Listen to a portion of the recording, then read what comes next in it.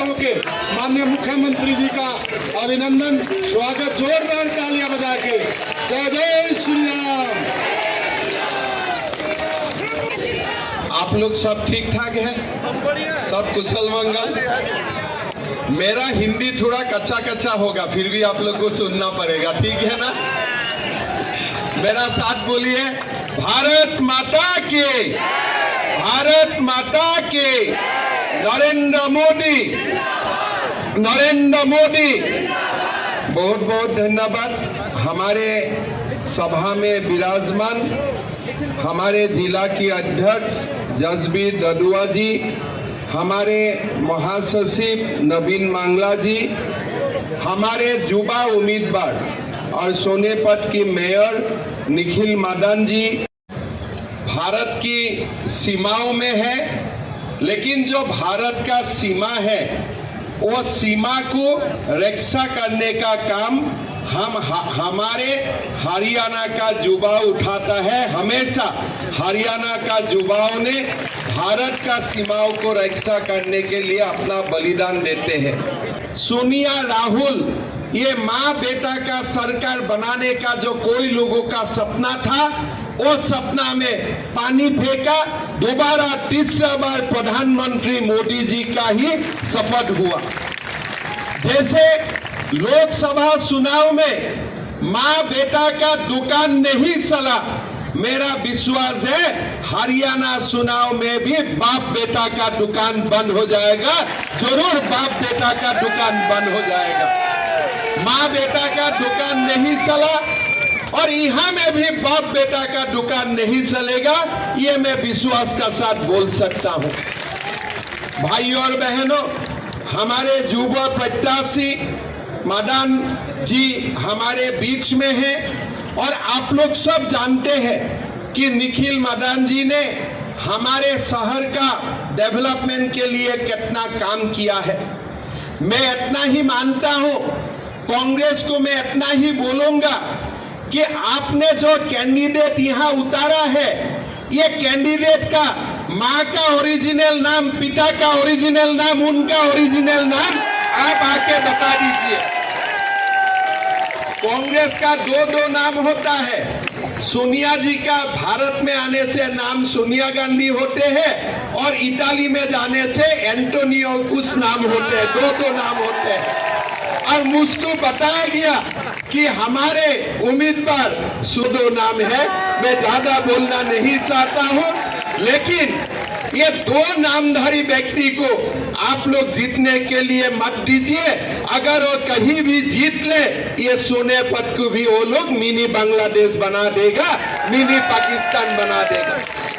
भाइयों और बहनों, आप लोग सुन रहे हैं, देख रहे हैं, अभी जो हमारा इजराइल और पैलेस्टाइनियों का बीच में जंग सड़ा हुआ है।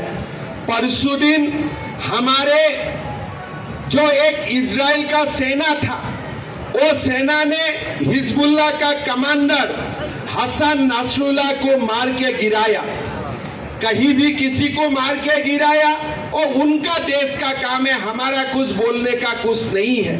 लेकिन वहां में हसन नसरुल्लाह का मौत हो गया और आज कश्मीर में महबूबा मुफ्ती बोल रहा है कि हम चुनाव प्रचार नहीं करूंगा, हम दुखी है, किसलिए हसन नसरुल्लाह का मौत हो गया है। मैं महबूबा मुफ्ती, फारूक अब्दुल्ला, राहुल गांधी सबको पूछना चाहता हूं, जब हमारे कभी कोई जगह में हिंदू का मर्द होते हैं, आतंकवादी हिंदू जवानों को मारते हैं, तब आप लोग दुखी होते हैं कि नहीं होते हैं, ये कृपा करके हमें बताइए। भाइयों और बहनों, ये जो देश है, हमारा देश का जो राजनीति है, ये राजनीति राहुल गांधी ने एक अलग रास्ता में लेके किया है। आप लोगों को मालूम है, जब लोकसभा चुनाव हुए थे तो भारत का संविधान सिर पर लेके घूमते, बसाने का काम करूंगा, संविधान को रक्षा करूंगा, आरक्षण को मैं लेकिन थोड़ा दिन पहले राहुल गांधी अमेरिका गया और वहां जाके बोला कि भारत में एक दिन आएगा जो दिन शेड्यूल ट्राइब का आरक्षण खत्म हो जाएगा। मैं राहुल गांधी को बोलना चाहूंगा, ये शेड्यूल कास्ट का आरक्षण, शेड्यूल ट्राइब का आरक्षण आपने नहीं दिया था, ये बाबा साहेब अम्बेडकर ने दिया था। ये आरक्षण आपको खत्म करने के लिए 10 बार भी जन्म ले तब भी आप ये खत्म नहीं कर पाएगा, ये आप सुन लीजिए। आज यहाँ आके वो लोग हरियाणा में आके बोलते थे कि हमारे अग्निवीर का क्या होगा। अभी अग्निवीर का नाम नहीं लेते हैं, किसलिए? अमित शाह जी ने बोल दिया है कि अग्निवीर पहले भी नौकरी में थे, अभी भी नौकरी में रहेगा और 7 साल तक पूरा पेंशन का साथ अग्निवीर नौकरी करेगा। जब ने अमित जी ने ये बात बोला तब भी राहुल गांधी वो बात उठाने के लिए भी वो भी भूल गया है। राहुल गांधी ये देश को ये देश का बंटवारा करना चाहते हैं, ये देश को वो एक तरफ लेके जाना चाहते हैं जो रास्ता में जाने का हमारा कभी भी मंजूर नहीं है। आज वो कश्मीर में नेशनल कॉन्फ्रेंस का साथ दोस्ती किया है और वो बोला है कि अगर हमारा सरकार आते हैं हम धारा 370 को पुनर् लेके आएगा। मैं राहुल जी को बताना चाहता हूं, ये देश एक निशान, एक विधान और एक प्रधान का हिसाब से चलेगा। आप 10 बार जन्म लेके आओ, दोबारा कश्मीर में 370 और नहीं आएगा, ये आप सुन लीजिए। और ये बात आप सुन लीजिए, आप कश्मीर में जाके जितना भी आप बोले 370 लेके आएगा, हम लोग वाजपेयी है, हम लोग भारतीय है, हम लोग कभी भी दोबारा आर्टिकल 370 को लेके आने आपको हम नहीं दिया। भाई और बहनों, हमारा देश को कांग्रेस ने शासन किया। अगर कांग्रेस नहीं होते थे ये बाबर साबर कब खत्म हो जाते थे, लेकिन ये कांग्रेस ने बाबर को पाल के रखा है।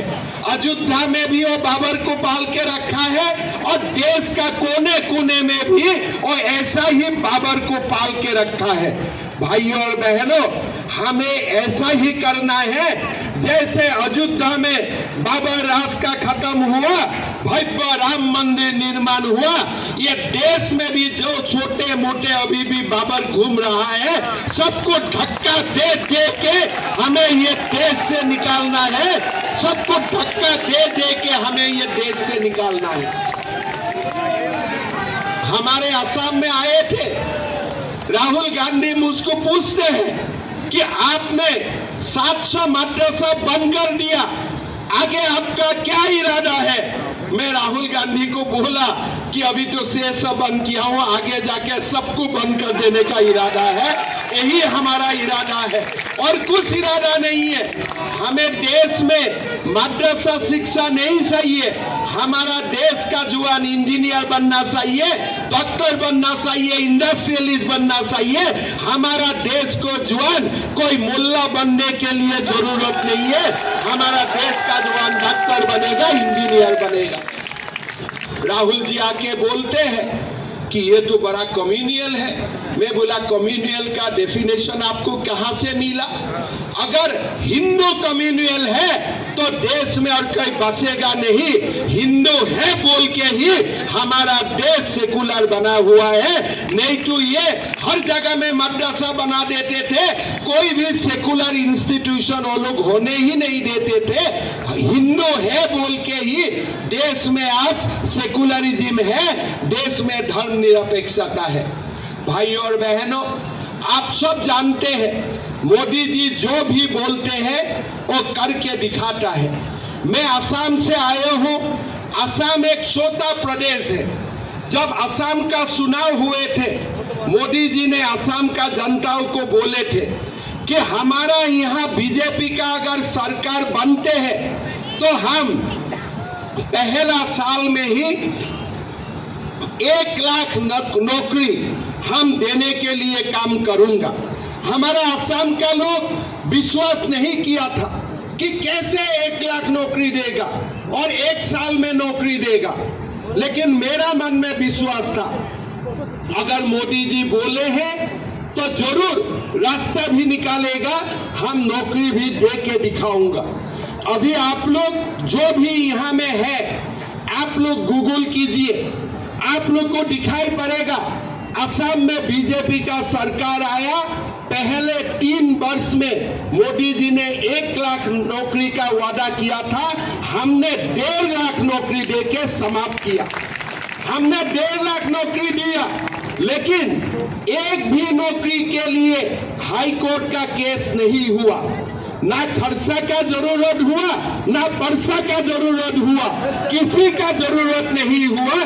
हमने 1.5 लाख युवाओं को हमने नौकरी दिया। आपको हम साफ तौर से बताना चाहता हूं, ये बाप बेटा का सरकार आएगा तो परसी का भी जरूरत होगा, खरसा का भी जरूरत होगा। आप कांग्रेस का मैनिफेस्टो देखिए, कांग्रेस का मैनिफेस्टो में दिया है हम 2 लाख नौकरी दूंगा, लेकिन ये नहीं बताया है कि बिना परसी बिना खरसी दूंगा। बताया है क्या वो बात?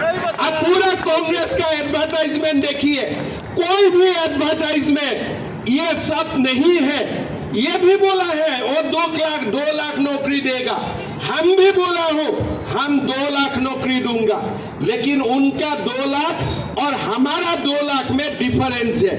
हम बोल रहा हूं हम 2 लाख नौकरी दूंगा, लेकिन ये नौकरी हम बिना खर्ची बिना परसी दूंगा, लेकिन कांग्रेस बोला है हम 2 लाख नौकरी दूंगा। मतलब 2 लाख नौकरी किसको देगा? वो लोग जिसको मन चाहे, जिसको प्यार करे उनको ही परसी देगा, और जो परसी से नहीं चलेगा उनसे खर्चा उठा लेगा, तब जाके वो नौकरी देगा।